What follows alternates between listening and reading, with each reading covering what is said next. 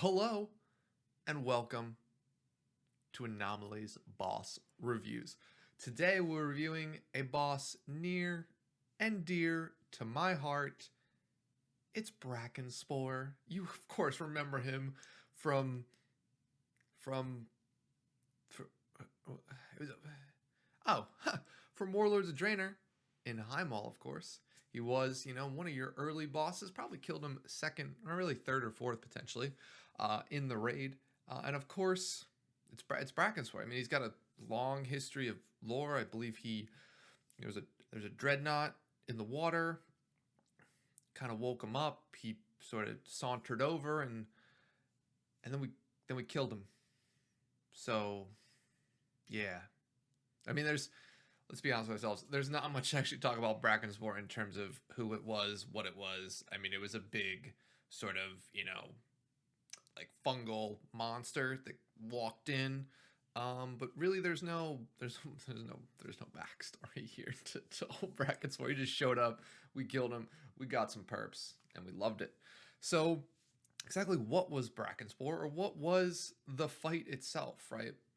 So essentially, Brackenspore was, of course, a large fungal like monster that had a bunch of different fungal type abilities, right? Brackenspore was a fight that had a couple different components, right?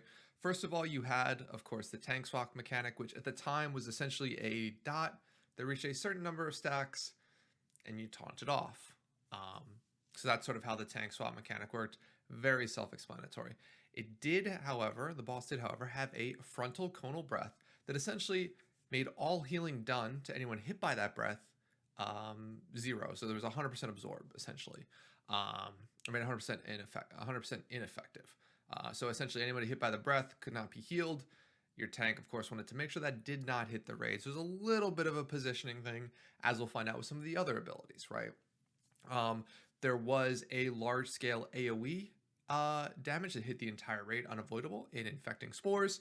And there was some interesting mythic-only mechanics, or mythic mechanics, such as Call the Tides. Essentially, it's a big old wave that washed over the arena. There was certain gaps in that wave, and you sort of had to move your character, be in the gap, get hit by the wave. It was a one shot at the time. And then there was a couple of there's spores, so little mushroom fungal things he would spawn randomly around the arena. They'd grow bigger and bigger and bigger, and then explode. So you had to dodge those. So that was sort of his main abilities, right? He had that dot tank swap mechanic, frontal cone that your tank would essentially have to have an external for or a cooldown for each time it went off, and make sure no one got hit by it. The big old sweeping wave, you had to dodge. You had the infesting spores, which is that AoE damage. Then finally, the exploding fungus. Watch your feet, move out of it. There was a couple of adds, or you could kind of consider them adds, but additional mobs that would come on this fight. The biggest one was, of course, the fungal flesh eater, which was a large mob that would run in. It did a cast. You essentially would have to interrupt that cast, or it did, essentially raid wiping type damage.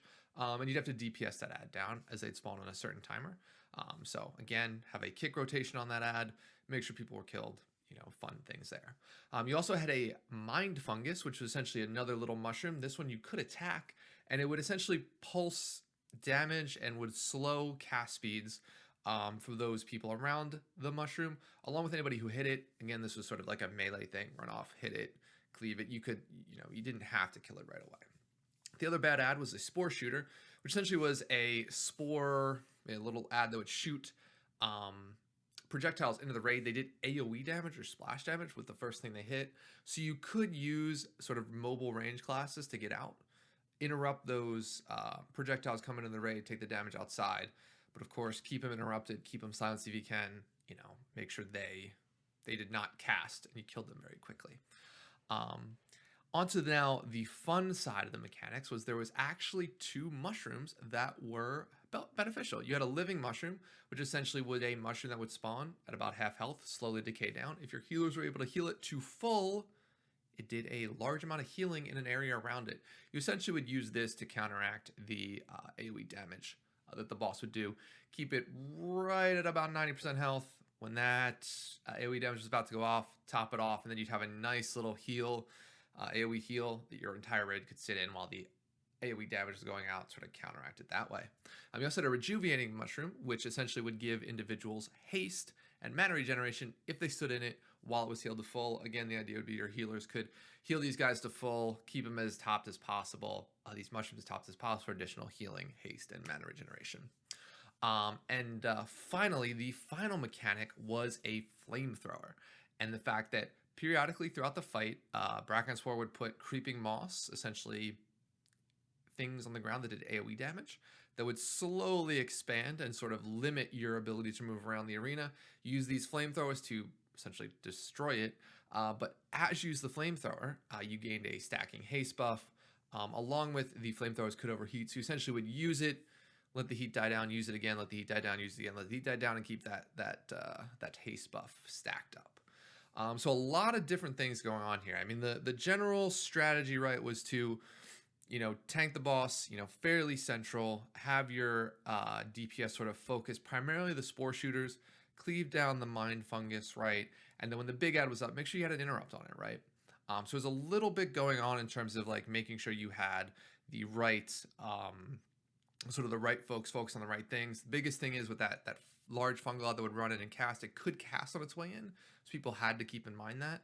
And you also had sort of area management with your flamethrower setup, making sure those guys were flaming, flaming down the creeping moss, and keeping their haste buff stacks high, right? Like you wanted your hunters and your boomkins at the time to do this, to keep that stacking haste buff up. They'd do a ton more damage. Dude, it was beautiful. It was beautiful. And of course, your healers had their own job, right? While the raid damage was coming, it was very, very focused and very, very timed, right? So you knew when the raid damage was coming, you could have cooldowns available. So really what you were doing is you're managing ad health, which is very different at the time. Or not very different, but it was different, right? It was something you had to manage. And then you also had to manage tank cooldowns, right? Because every time a breath came out, a tank couldn't be healed. So you had to maybe have an external at the ready, or make sure the tank had a cooldown up, right, at that point. So there's a little bit more for healers here that wasn't just strictly as much healing as possible, right? Manage making sure you proc those mushrooms at the right time, holding mushroom procs for maybe like when cooldowns are coming back up, or just holding them while you got the boss into position, right? All of those things were sort of a management from a healer perspective. So healers had a fair amount to do on this. I wouldn't say it's necessarily difficult, but yeah, I mean, it was sort of watching your feet like you always do, heal certain things, keep folks tops, keep now, mushrooms tops, and sort of counteract that thing. So all in all, a fairly fun fight. I wouldn't say it's very difficult, in terms of how you had to do this. And it was also very scripted in terms of timing. So, it was sort of the biggest thing was making sure you can move the boss in the right way, right? Making sure you could dodge that wave, moving the boss to the right mushrooms, maybe avoiding certain mushrooms, right?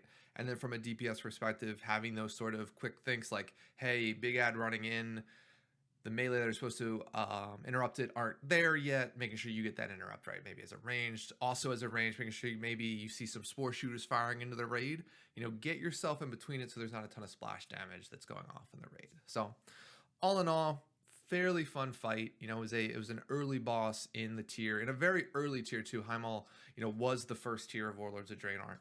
So not expecting some like whoosh type fight, but flamethrower mechanic, mushroom mechanic, it was interesting. So that is Brackenspore in a nutshell. So let's get into the ratings, right? How do we rate this boss? So of course, first up is our mechanics and difficulty section. And for Brackenspore under execution, I gave them a 4 out of 10 in terms of the execution here. Ultimately, not exactly too difficult. There was a couple of priority ads you wanted your DPS to focus on. And really, once healers understood timings and the amount of damage the AoE did, managing that mushroom health, not the biggest deal. And ultimately, as you got more gear, the mushrooms became less and less in terms of like needing the rejuvenating mushrooms, needing that sort of buff, those haste buffs. The mana regeneration buff became less and less. So the idea here, about a 4 out of 10 in terms of execution. Strategy-wise, 5 out of 10. The reason I gave it a slightly higher score in this area was primarily because managing the flamethrowers and what classes got it and how those classes did that, very, very important. Also, in terms of strategy, you probably ended up mapping out some cooldowns, particularly for the large-scale raid damage AoE, along with making sure your tanks had enough externals. You had enough externals to keep those tanks as safe as possible. Key mechanics, again, a 5 out of 10. I think the flamethrower mechanic, very, very cool. Always like when, certain individual classes have, more individual things to do. Love it. I think Warlords is sort of a continuation of what, ended up happening in Mists and things like that. So very, very cool. Very cool. Unique interactions, I gave it a 7 out of 10. Again, primarily because of this flamethrower thing. I think it was just cool. I mean, managing your flame stacks was just another thing DPS had to do. Hunter's so good at this point. Boomkin's, whipping around. I think there were certain classes that's really, leaned into, and it was cool. I really enjoyed it. So 7 out of 10 in terms of unique interactions. In terms of look and feel, right? We're giving the boss area a 5 out of 10. I was on a beach. You had sort of mushrooms. It was very fungally sort of built in. You sort of came down some stairs into the arena, saw the boss, saw the beach. You knew where the waves were coming, sort of integrated that into the boss area. So, 5 out of 10, middling. Not great, not awesome, not super exciting, but, not a boring cave. Not boring. There was some stuff there. In terms of lore, this is a 1 out of 10 type boss, right? They basically made something up, said, hey, we awoke something when we ran a ship close by and it got mad and it was sort of killing everybody. 1 out of 10, whatever. Boss model itself, 3 out of 10. I honestly don't enjoy these spore looking things. I don't think the boss looked any different than a regular sort of giant fungal creature. And really, honestly, none of the abilities really sort of fit into the boss model either in terms of like, hey, this looks like he's throwing something off of him or whatever it was. So, 3 out of 10 for there. And finally, memorability. I give this a 4 out of 10 in terms of the final score, primarily just because of the flamethrower mechanic. It bumped it up slightly, but again, Brackenspore sort of like a throwaway boss in my mind. You either like it or either remember it or you don't. You're not going to high mall anyway for this one, so it is what it is. So there's the rankings. To sum it all up, right, we got a 21 out of 40 in terms of its mechanic and difficulty score. We got a 13 out of 40 in terms of its style and look and feel, which gives it a final score of a respectable 34 out of 80. Not too shabby. In any event, guys, thank you very much for making this far in the video. Thank you for watching, and of course, you have a great rest of your day. We'll talk to you later. Bye.